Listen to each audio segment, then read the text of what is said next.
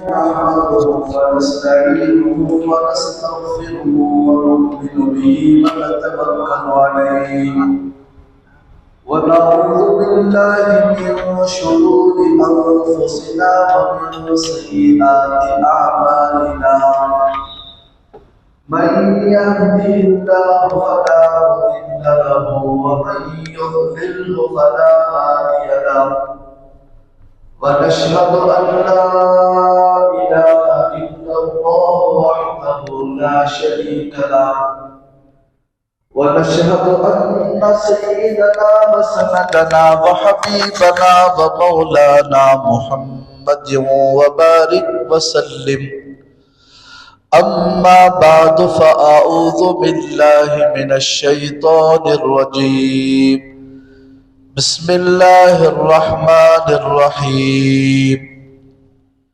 وأن المساجد لله فلا تدعوا مع الله إلها آخر قال النبي صلى الله عليه وسلم أفضل البلاد مساجدها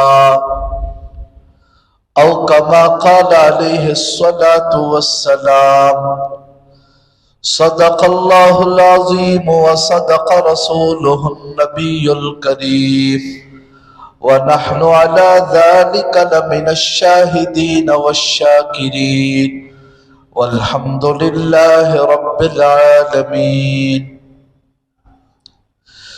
بزرگان محترم، عزیز دوستو، ہم سب کو پتا ہے کہ اس وقت ساری دنیا میں ایمان والوں کے ساتھ کیا کیا جا رہا ہے. خاص طور پر ہمارے اس ملک کے اندر کیسے کیسے پریشان کیا جا رہا ہے. کبھی اذان پر آوازیں اٹھائی جاتی ہیں، کبھی حجاب پر آوازیں اٹھائی جاتی ہیں، کبھی مسجدوں کو نشانہ بنایا جا رہا ہے، کہیں پر مسجدوں کو شہید کیا جا رہا ہے، کہیں پر مسلمانوں کے گھروں کو گرایا جا رہا ہے. قسم قسم کی مصیبتیں، آفتیں ہم لوگوں پر روزانہ آ رہی ہیں. اور یہ مصیبتیں، یہ پریشانیاں کیوں آتی ہیں؟ یہ پریشانیاں کب ہم سے ہٹیں گی؟ ظاہر بات ہے، سڑکوں میں نکل کر احتجاج کرنے سے اور کورٹوں کے پیچھے پھرنے سے اور ان کے پاؤں پکڑنے سے یہ ہمارے اوپر سے یہ مصیبتیں ہٹنے والی نہیں ہیں. کیوں؟ وجہ یہ ہے کہ ہم لوگ اگر قرآن مجید کو غور سے پڑھیں، اللہ کے نبی کے ارشادات کو غور سے دیکھیں، تو ہمیں پتہ چلے گا کہ مسلمانوں پر قیامت تک جو بھی مصیبت آئے گی، پریشانی آئے گی، وہ اعمال سے ہٹنے کی وجہ سے آئے گی. ورنہ جب مسلمان مضبوط ہے، اللہ کے ساتھ تعلق مضبوط ہے، اعمال میں مضبوط ہے، تو دنیا کی کوئی طاقت ان کا بال بھی بھیگا نہیں کر سکتی. ہمارے سامنے پوری تاریخ ہے.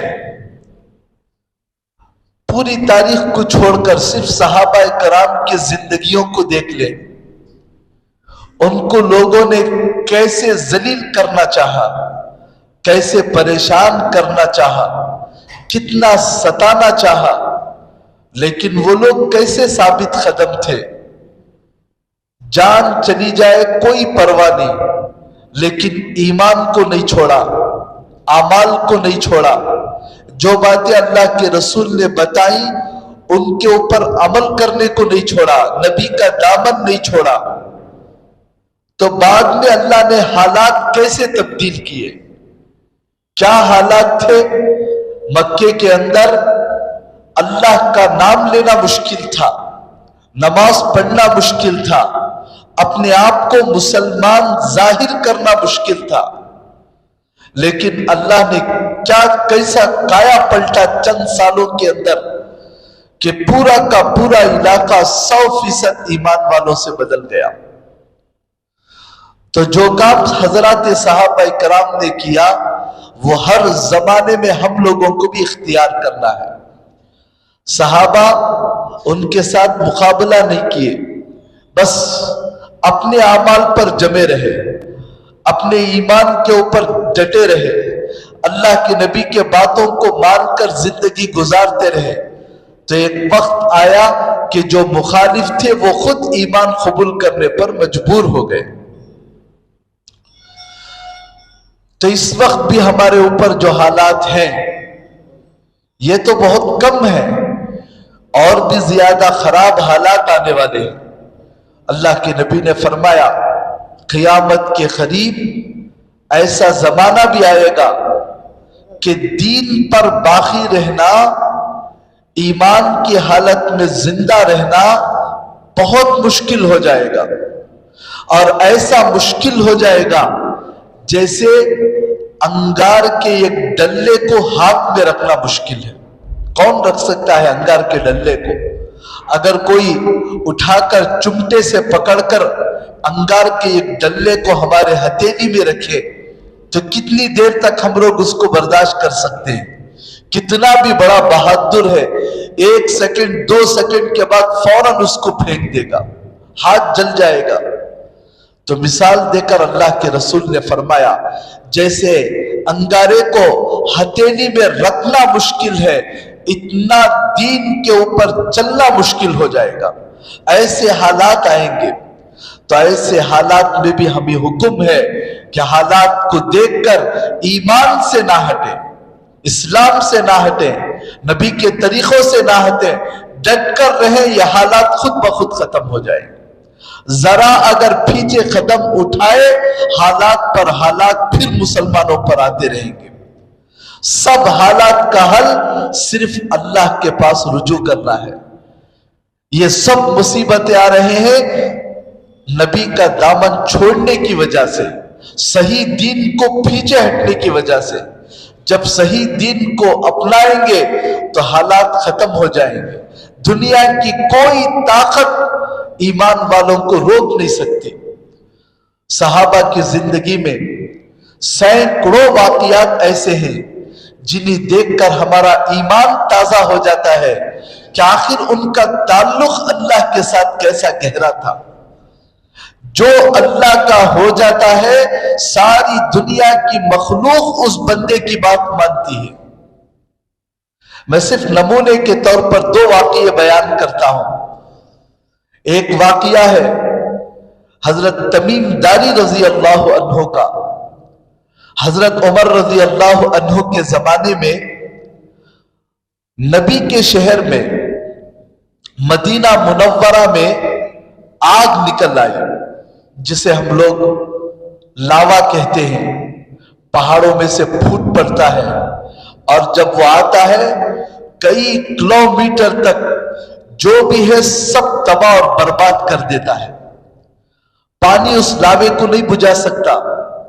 आज दुनिया इतनी तरक्की कर गई है, इसके बावजूद भी जिन जिन पहाड़ों से जब लावा निकलता है तो हुकूमत सिर्फ बस्तियों को खाली करा देती है, पहले यहां से छोड़कर निकल जाओ, उसके अलावा कोई हल नहीं है।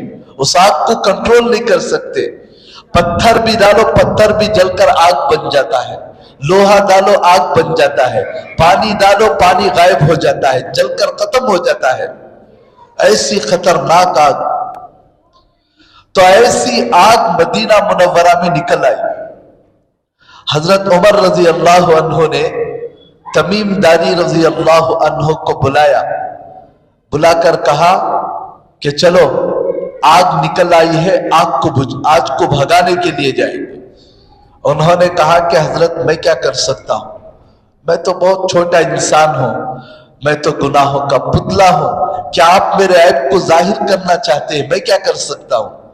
یہ جو ہے حضرات صحابہ کرام کی صفت ہے اور ہر نیک آدمی کی صفت ہے، اپنی خوبیوں کو کوئی ظاہر نہیں کرتا، اور جو ظاہر کرتا ہے وہ دھوکہ باز ہوتا ہے، لوگوں کو مائل کرنے کے لیے ہی ظاہر کرتا ہے، ورنہ جو نیک آدمی ہوتا ہے وہ اپنے خوبیوں کو، اپنے صفات کو چھپاتا ہے، بس لوگوں کو پتہ چل جاتا ہے یا لوگ پہچانے جاتے ہیں یا اللہ کسی کے سامنے ظاہر کر دیتا ہے، ورنہ کوئی اپنے خوبیوں کو، کمالات کو بیان کرنا پسند نہیں کرتا۔ حضرت تمیم داری نے بہت عاجزی کی، میں کیا کر سکتا ہوں، تو حضرت عمر نے کہا کہ چلو جائیں گے۔ اب یہ دونوں نکلے، حضرت عمر نے کہا کہ اس آگ کو بھگاؤ۔ تو کتابوں میں لکھا ہے جیسے جانوروں کو ہانکتے ہیں، کوئی بندر ہمارے اوپر حملہ کرنے آیا یا کوئی کتا حملہ کرنے کے لیے آیا تو جیسے کتے کو بھگاتے ہیں، بندر کو ہانکتے ہیں، ایسے آگ کو ہانکنے لگے، اور وہ آگ جو سامنے آ رہی تھی مدینے کی طرف پیچھے جانے لگی اور اس کو ہانکتے تھے اور ہاتھ کے اشارے سے اس کو یوں کرتے تھے تو وہ آگ پیچھے پیچھے پیچھے جانا شروع ہوئی، یہاں تک کہ جس دروازے سے آگ نکلی تھی وہاں گئی۔ تو لکھا ہے کہ حضرت تمیم داری رضی اللہ عنہ آگ کے پیچھے اس سرنگ کے اندر داخل ہو گئے، سب منظر دیکھتے ہوئے کھڑے۔ حضرت عمر فرماتے ہیں آج کا یہ جو ایمانی منظر جس نے دیکھا ہے ویسا نہیں دیکھنے والا کبھی بھی اس مقام تک نہیں پہنچ سکتا۔ حضرت تمیم داری رضی اللہ عنہ آگ کے پیچھے اندر تک گئے اور جا کر چھوڑ کر پھر واپس آئے۔ حضرت عمر نے کہا کہ ایسے کاموں ہی کے لیے ہم نے تم کو اٹھا کر رکھا ہے، تو اندازہ لگاؤ کیا مقام اور کیا مرتبہ ہوگا ان صحابی کا، اور یہ مقام اور مرتبہ کیسے حاصل ہوا؟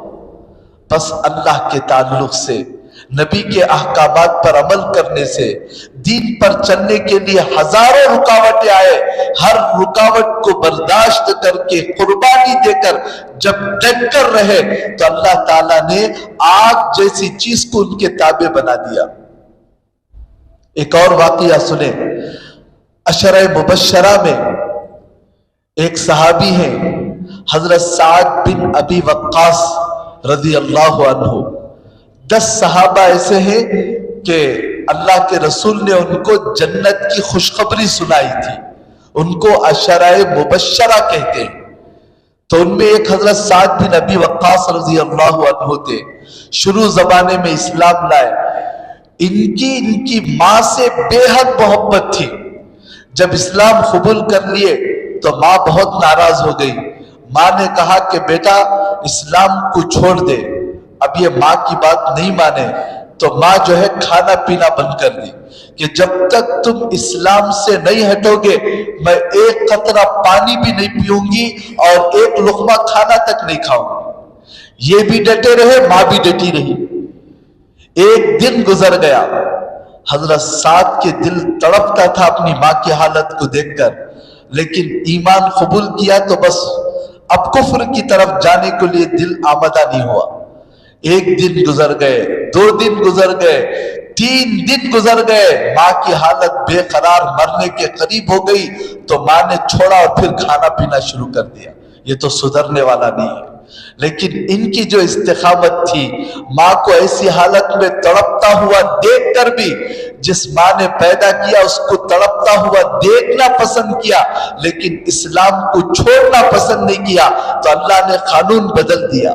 اللہ نے آیت اتاری وَإِن جَاهَدَاكَ لِتُشْرِكَ بِي مَا لَيْسَ لَكَ بِهِ عِلْمٍ فَلَا تُطِعْهُمَا۔ آج کے بعد اگر تمہارے ماں باپ تمہیں شرک پر مجبور کریں کہ ایمان چھوڑ دے تو ایسے وقت میں اپنے ماں باپ کی اطاعت مت کرو۔ جس اللہ نے تمہیں پیدا کیا، جس اللہ نے تمہارے ماں باپ کو پیدا کیا، جس اللہ نے ہمارے خاندان کو پیدا کیا، ہمارا وہ خاندان، ہمارے وہ ماں باپ، ہمارے وہ بڑے ہمیں اس بات کا حکم دے کہ شریعت پر مت چلو، دین پر مت چلو، تو اللہ رب العالمین نے بھی اور نبی نے بھی صاف فرما دیا لا طاعت لمخلوق فی معصیت الخالق.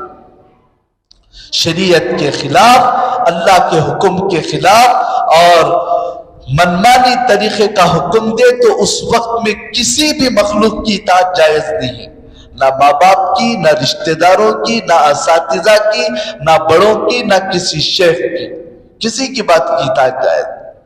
پہلے اللہ کا حکم ہے.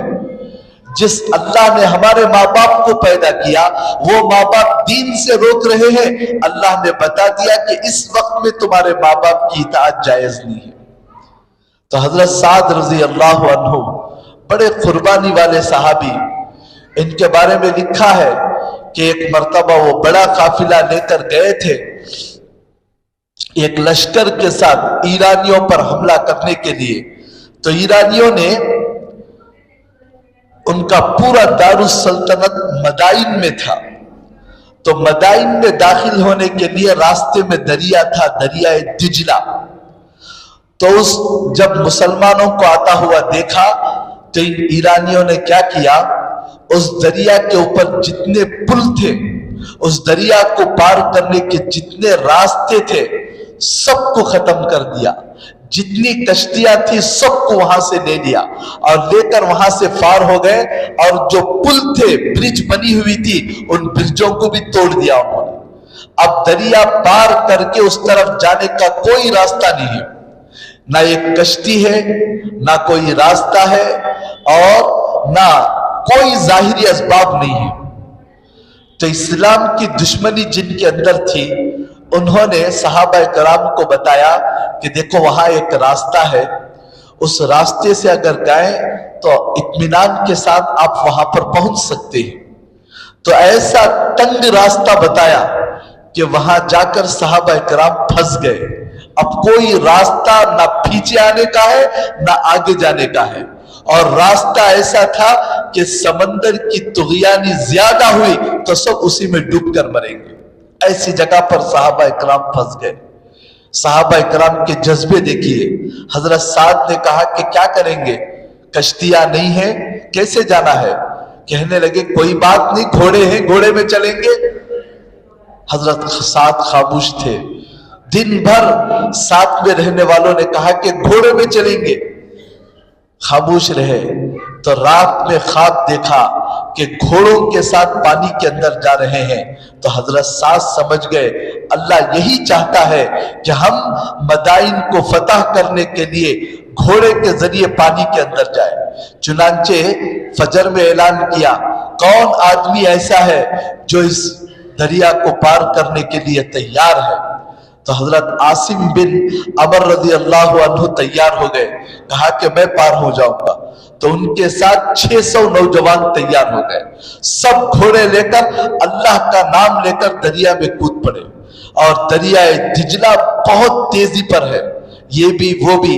تو حضرت سعد رضی اللہ عنہ نے دو آدمیوں کی جوڑی بنائی، تم دو بس ایک کے پیچھے لائن لگا کر سیدھا دریا میں نکلو. اب دریا میں جا رہے ہیں.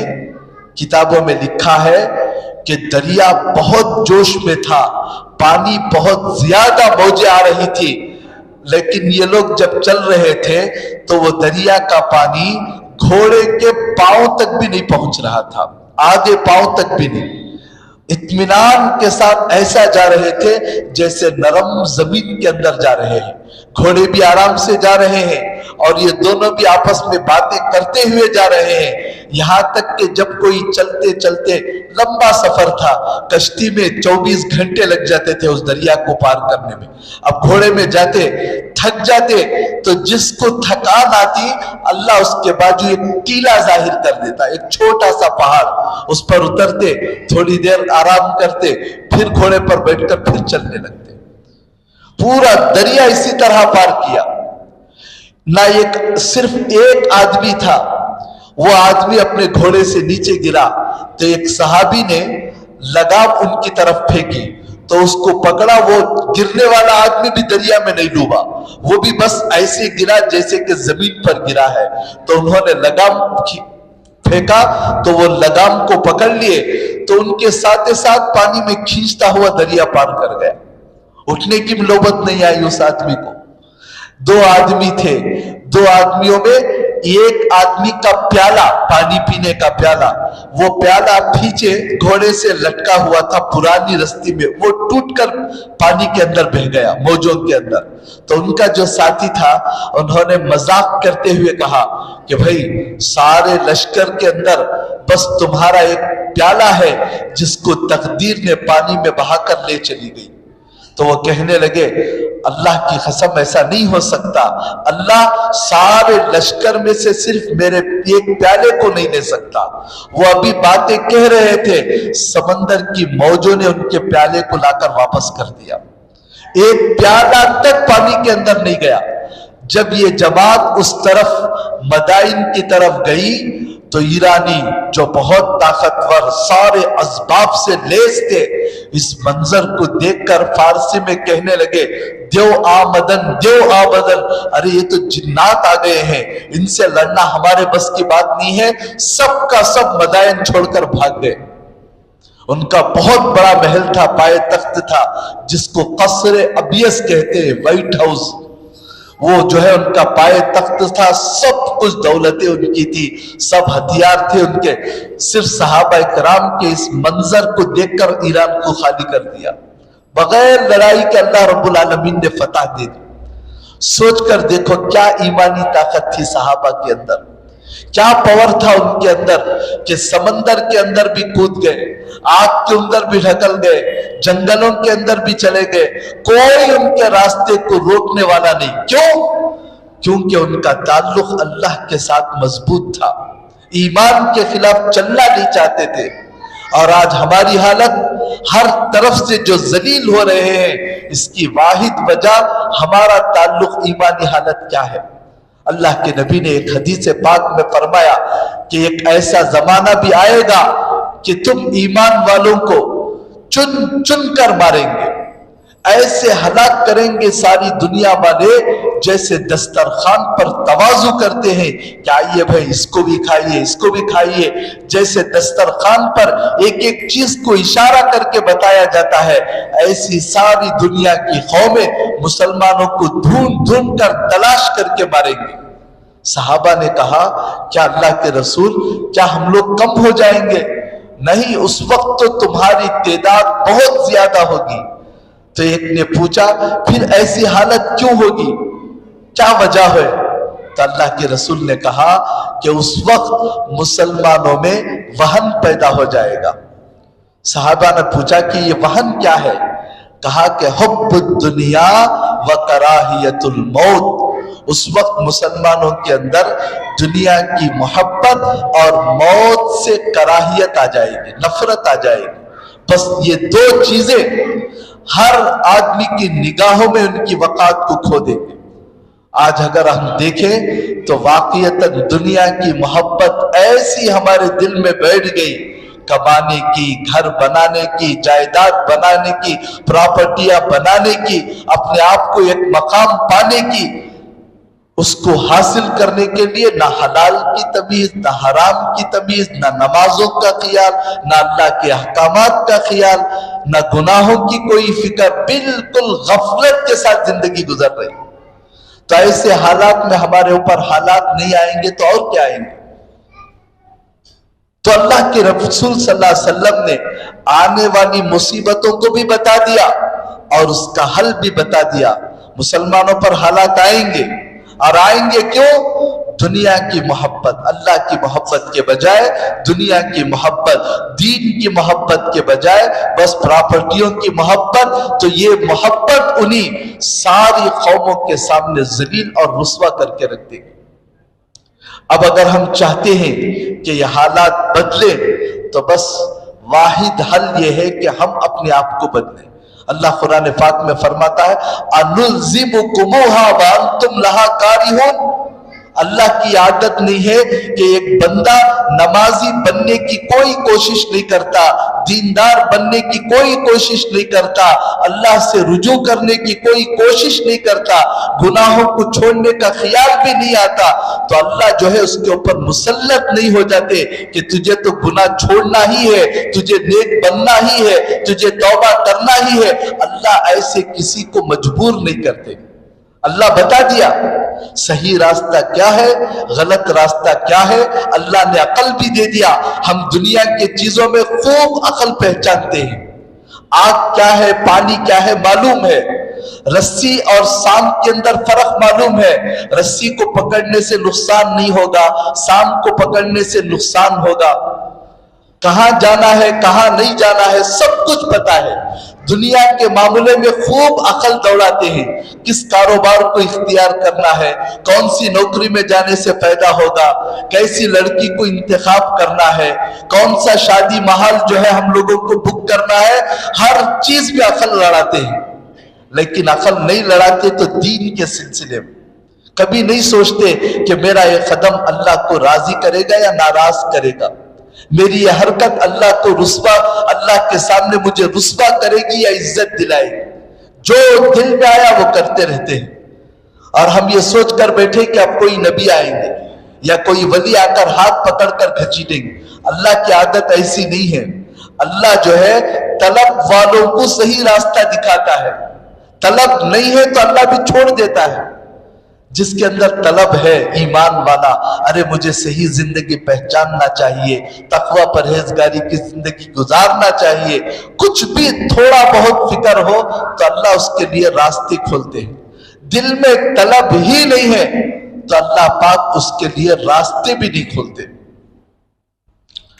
ہمارے اکابرین میں شاہ ابرار الحق صاحب رحمت اللہ علیہ، وہ ایک مرتبہ گجرات کا سفر کیے تو وہاں بڑے بڑے کپڑے کی فیکٹریاں ہیں، تو ان میں سے کچھ کپڑے کی فیکٹریاں چلانے والے بڑے بڑے مالدار حضرات حضرت کے پاس آئے اور آ کر کہا کہ حضرت ایک سوال پوچھنا ہے۔ حضرت نے کہا کہ پوچھو بھی، کیا پوچھنا ہے؟ تو وہ کہنے لگے کہ آج ہمارے اوپر مسلمانوں پر اتنی مصیبتیں کیوں آ رہی ہیں، اور اتنی دعائیں ہونے کے باوجود یہ مصیبتیں کیوں نہیں جاتی؟ مکے میں دعائیں ہو رہی ہیں، مدینے میں دعائیں ہو رہی ہیں، اللہ کے راستے میں جماعتیں نکل رہی تو وہ بھی مسلمانوں کی ترقی کے لیے دعا کر رہے ہیں، جمعہ کے موقع پر دعائیں ہو رہی ہیں، لیکن مسلمان ہر وقت ہم پریشان ہی ہوتا کیوں جا رہا؟ اتنی دعائیں قبول کیوں نہیں ہوتی، اللہ قبول کیوں نہیں کرتا، وجہ کیا ہے؟ تو حضرت نے ان کو انہی کی زبان میں سمجھایا اور انہی کی فیکٹریوں کی مثال دے کر بتایا کہ دیکھو تمہاری بڑے بڑے کپڑے کی فیکٹریاں ہیں، تم اپنے بچوں کو مینٹیننس کرنے کے لیے فیکٹریاں حوالے کر دی اور تم گھر میں بیٹھ گئے، بچوں کو دے دیے کہ یہ ہے سب اس کو چلاؤ اور ہفتے میں ایک مرتبہ آ کر حساب بتاؤ، یہ کہہ کر تم اپنے بچوں کے حوالے کر دی۔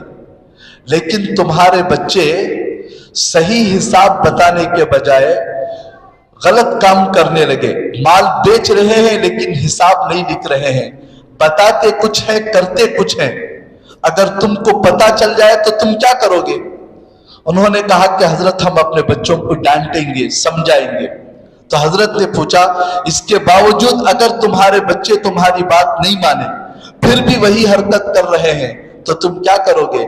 تو انہوں نے کہا کہ ہم ان کو ہٹا کر پھر جا کر ہم خود سنبھال لیں گے اپنی فیکٹریاں۔ تو حضرت نے پوچھا اگر تمہارے گاؤں والے سب آئے اور آ کر رو رو کر درخواست کرنے لگے تم سے کہ بھائی اپنے بچے کو معاف کر دو، بچہ ہے تمہارا بچہ ہے، کیوں اپنے بچے کو فیکٹری سے ہٹا دیتے ہو، چھوڑو معاف کر دو، لیکن تمہارا بیٹا باپ کے پاس آ کر معافی مانگنے کے لیے تیار نہیں ہے، باپ نے ہٹایا تو بس ہٹ کر سیدھا گیا اور جا کر لارج میں آرام کے ساتھ پیر پسارے ہوئے ٹی وی دیکھتے ہوئے آرام کر رہا ہے، اور سارے گاؤں والے آ کر تم سے معافی مانگ رہے ہیں، تو کیا تم اپنے بچوں کو معاف کر دو گے؟ انہوں نے کہا کہ حضرت ایسے کیسے معاف کریں گے؟ اگر بچے کے اندر فکر ہو، وہ تڑپ کر آئے اور آ کر معافی مانگے تو ٹھیک ہے ہم معاف کریں گے اور پھر ان کے حوالے کر دیں گے فیکٹریاں۔ تو حضرت نے کہا بس یہی مسئلہ ہے، اس وقت جو حرم شریف میں دعا ہو رہی ہے، مسجدوں میں دعا ہو رہی ہے، امام صاحب تڑپ رہے ہیں اللہ امت کی مغفرت فرما، حرم میں دعا ہو رہی ہے امت مسلمہ پر رحم کرنا، لیکن امت مسلمہ شراب کے نشے میں ہے، نمازوں کو چھوڑ کر اللہ کی نافرمانی میں ہے، ان کو اللہ کے پاس آنے کی فرصت نہیں ہے، لیکن کوئی دوسرا ان کے لیے تڑپ رہا ہے، اس لیے اللہ مسئلہ حل نہیں کر رہا ہے۔ اگر وہ لوگ تڑپے تو پھر اللہ حالات بدلیں گے۔ تو اس وقت جو ہے سب کے سب ایک فکر ہو کر اللہ کے پاس رجوع کرنے کی ضرورت ہے۔ ابھی جو واٹس ایپ چلاتے ہیں ان کو پتہ چلے گا، کل رات میں عشاء کے وقت میں دارالعلوم دیوبند کے محتمم صاحب حضرت مولانا مفتی ابو القاسم صاحب دامت برکاتہم جو ہمارے استاد بھی ہیں، حضرت نے ایک پیغام بھیجا تھا۔ حضرت نے سب جو سنے ہیں وہ اس کے اندر حضرت کا چھوٹا سا کلپ ہے، اس کے اندر بڑے درد کے ساتھ حضرت نے یہی بیان کیا کہ اس وقت جو حالات آئے ہیں، ابھی قریب میں مسجد کو شہید کر کے مندر بنایا گیا اور پھر ایک مسجد کے اندر پوجا کی اجازت دے دی گئی، یہ سب کا سب ناحق مسلمانوں پر بہت بڑا ظلم ہے۔ وَأَنَّ الْمَسَاجِدَ لِلَّهِ، ایک مرتبہ مسجد بن گئی، قیامت تک وہ مسجد ہی رہے گی، چاہے اس کو توڑ دو، چاہے اس کو شہید کر دو، چاہے گھر بنا دو، کچھ بھی بنا دو، مسجد بن گئی تو پھر اس میں غیر اللہ کی پوجا نہیں ہو سکتی، اس میں کسی غیر کو پکارا نہیں جا سکتا۔ لیکن اس کے باوجود مسلمانوں کے دلوں کو ٹھیس پہنچا کر برسوں سے جہاں اذان ہو رہی ہے، جہاں نماز ہو رہی ہے، ایسے مسجد کو شہید کر کے وہاں پر مندر بنانا یا مسجد میں پوجا کی اجازت دینا، یہ مسلمانوں کے خلاف یہ بہت بڑی سازش ہے۔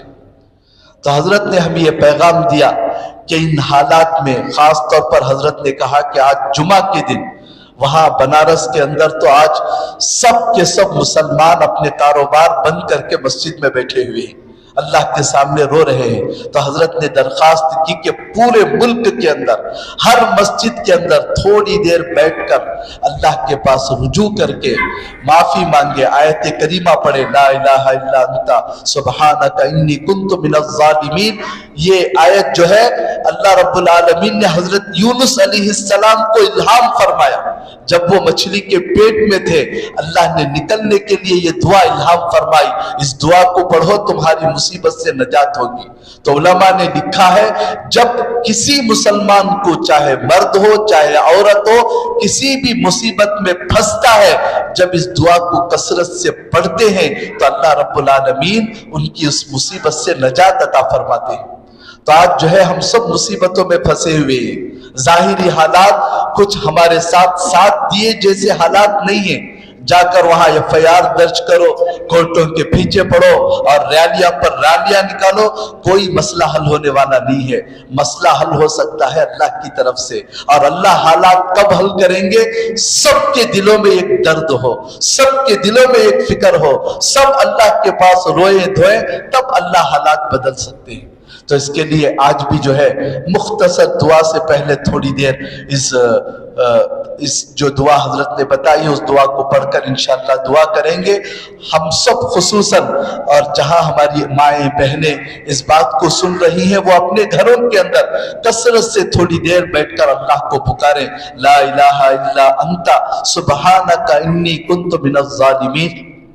اس تسبیح کو پڑھ کر پوری امت کے لیے، خصوصاً مسلمانوں کے لیے اور ہماری مسجدوں کی اور مدرسوں کی اور ہمارے قبرستانوں کی اور اسی طرح مسلمانوں کے جتنے اوقاف ہیں ان کی حفاظت کے لیے خوب دعا کریں اور اپنے آپ کو بدلنے کی فکر کریں، نمازوں کی پابندی کریں، گناہوں سے چھوڑیں، ورنہ اگر اسی طرح غفلت میں رہتے رہیں تو یاد رکھیں جو اللہ کے نبی نے بتایا ہے چن چن کر ماریں گے، وہ وقت میرے اور آپ کے اوپر بھی آئے گا۔ اس سے پہلے اپنے آپ کو سدھرنے کی کوشش کریں، اپنے آپ کو، اپنے معاشرے کو، اپنے گھر والوں کو، سب کو اللہ رب العالمین کی طرف رجوع کرنے کی کوشش کریں۔ اللہ